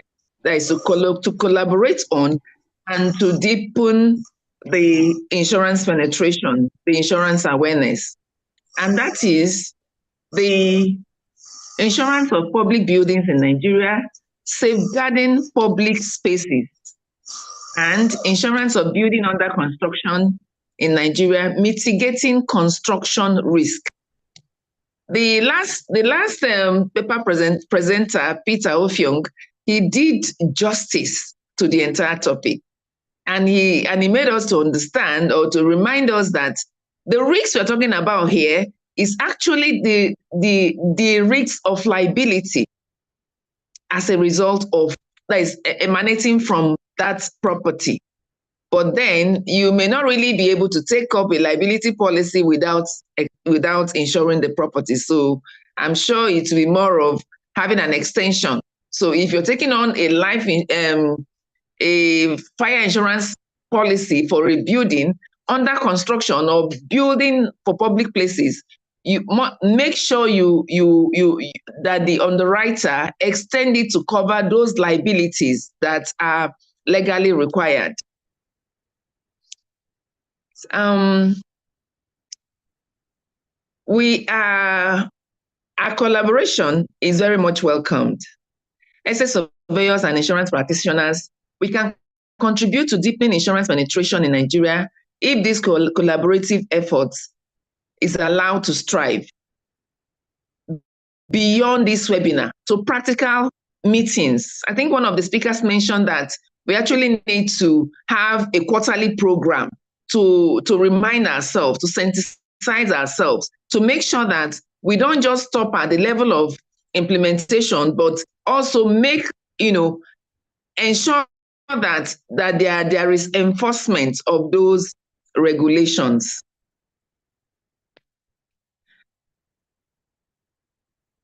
So indeed, we need to form formidable partnership. As we have just started, we need to make sure that this partnership grows, and we need to recommend, and I recommend that the committee should come up with a communique, action plan, way forward. How do we make progress from here? So the committee should not just end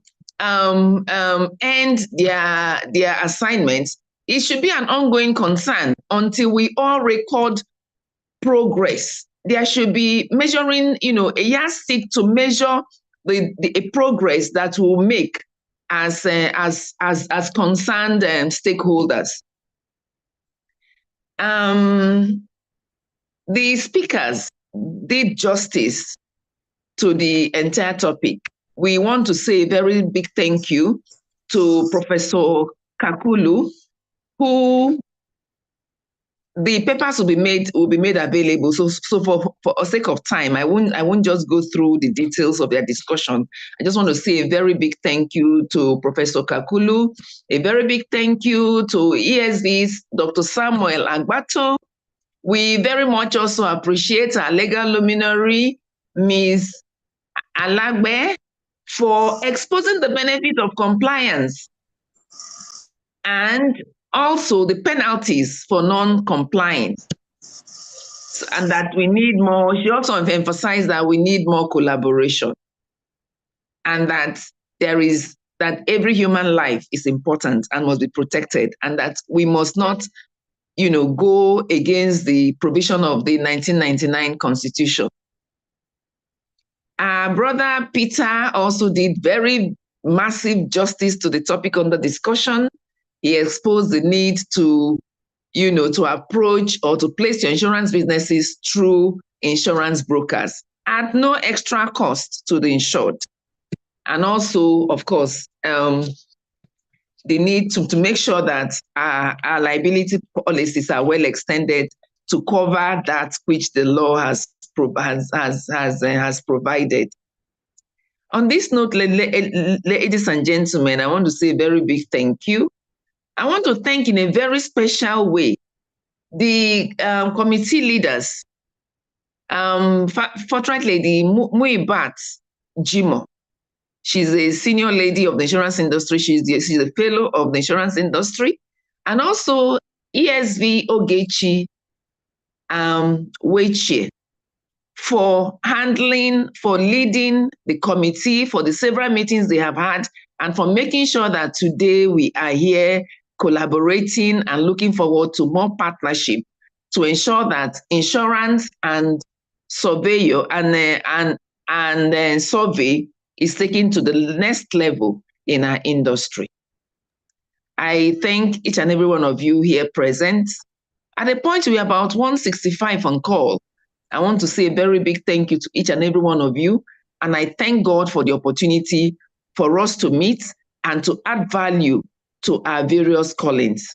Thank you very much, ladies and gentlemen. Take very good care. Thank you. We appreciate it, Fortune Lady Margaret Moore. Thank you. You have made the job of Estate Surveyor of Value Jovita Nami too easy. She was supposed to take the vote of thanks, but you have thanked everybody on her behalf. So you've done well. Thank you very much. Thank you for your cooperation and support. We want to call on Jovita Namitu now. So just give us the closing prayer.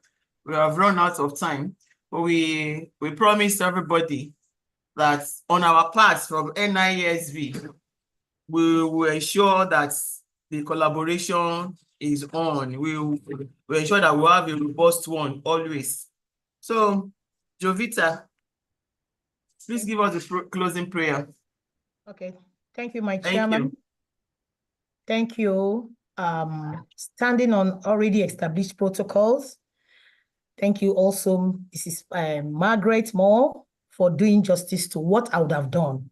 So let's just say a little prayer. In Jesus' name. Amen. Father, we thank you so much for a wonderful day like this.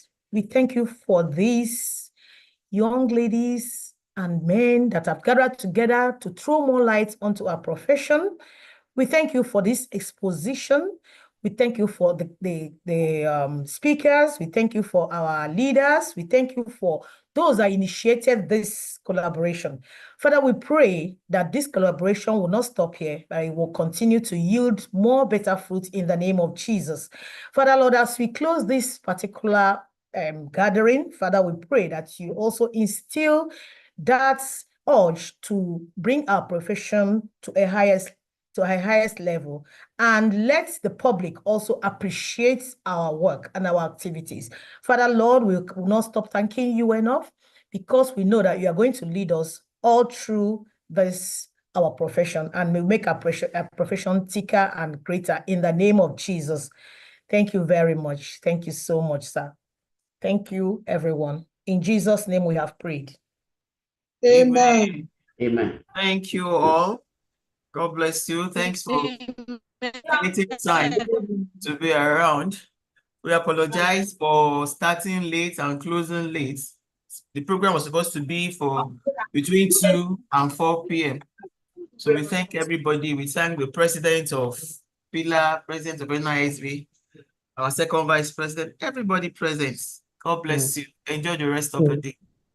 God bless you. Very interesting, very beautiful meeting. Oh, thank God. Thank you. Thank you, Mommy. Thank you, our chairman. Let's Thank continue. you. Thank you. Continue our collaboration. Thank you. We love you. Thank you. Thank you. Thank you. Beautiful. Our insurance practitioners, feel free to email any one of us. No problem, we will do that. And then when we, anytime that we need to do insurance too, we shall contact you. Thank you. I want to especially thank ESV Dr. Thank you so much. Thank you. Thank you very much. Thank you. God bless you. Thank you. Thank you, everyone. Professor Thank you, Mommy Kakulu, for whatever you did. Thank you so much. Thank you. Thank you. Thank you. Thank you, everyone. Thank you. Bye, everyone. Thank you. God bless you all. Bye. Thank you. Beautiful, beautiful meeting. Yeah, wonderful. Okay. Thank you very much, everybody. God bless you all. Thank you, my president. Thank you. Thank you, my you. chairman. And my Wonderful committee meeting, members. very successful, very fruitful. Thank you, my presi. Mm, mm. Thank you, thank you. Beautiful meeting. Mm.